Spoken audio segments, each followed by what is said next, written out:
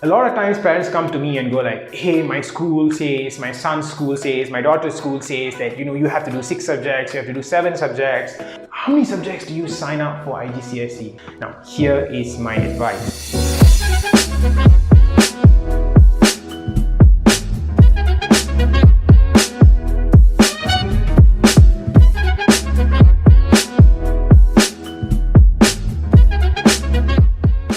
This is teacher Yuven here from Pasxcel Academy, Asia's #1 online IGCSE homeschool.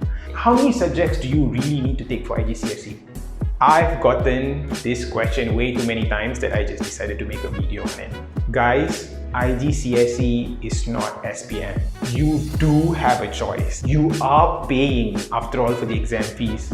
When you sign up, you have the choice to say that you don't want this subject, you want to take another subject.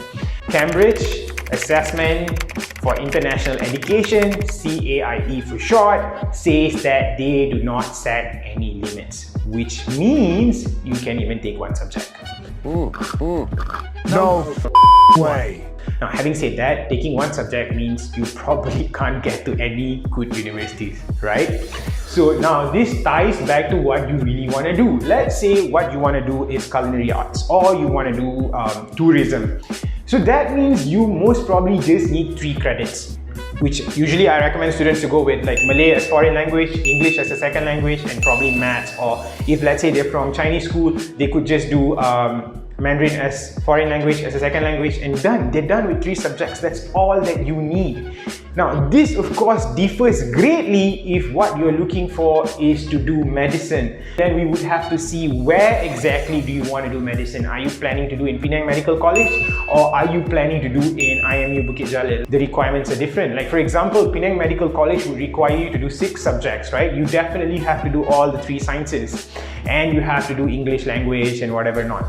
So now what I'm trying to tell you is, honestly, you can take as many subjects as you like or as little subjects as you like.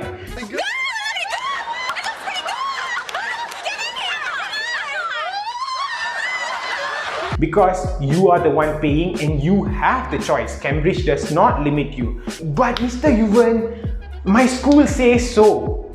This is what I have to tell you. You can always take this exam as a private candidate, right? You can just go anywhere else and sign up for the exams, take the exams, and still get the same results. So the choice at the end of the day is yours. You can do as many subjects as you like or as little subjects as you like. However, please bear in mind to check where exactly you're going to go after IGCSE before you decide on the subject combination. If you are unsure, if you're confused, you have no idea what to do, and then definitely drop us a comment, send us a message, and we would try to help you out the best that we can. That's all for today. Hoping to see you again soon. Take care. Teacher Yuven from Pasxcel Academy.